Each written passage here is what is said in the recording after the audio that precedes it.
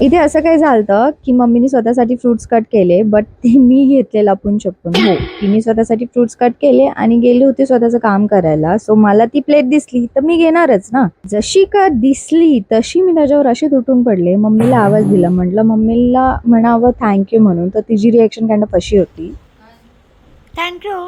मी मला केलंय, मला ठेव. नाही लगेच. माझं हसणं जरी चटकिनीसारखं असेल, पण मी चटकी नाहीये, मी माणूसच आहे. आणि आज मी सकाळी सकाळी मॉर्निंगला ट्राय करत होते शेवया प्लस चिकनचा रस्सा. आता याच्यावरून तुम्ही मला जज करू नका, तसंही जज करायला सगळेजण रेडीच असतात, सो मला काही फरक पडत नाही त्याच्यावरून.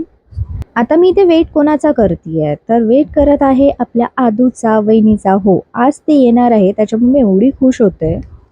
आणि वेट करता करता फायनली त्यांची एंट्री झाली आणि बघते तर काय घेऊन आले, तर एवढे मोठे गहू. आत्ताच मम्मीनी भरले होते, बट तरी पण त्यांनी आणले. जशी एंट्री घेताच मम्मीनी उतरवली नजर दोघांची. हो, दोघं एवढे क्यूट आहेत तर नजर लागतेच ना त्यांना. तर नजर उतरवली फर्स्ट ऑफ ऑल आणि आपण त्यांचं वेलकम केलं.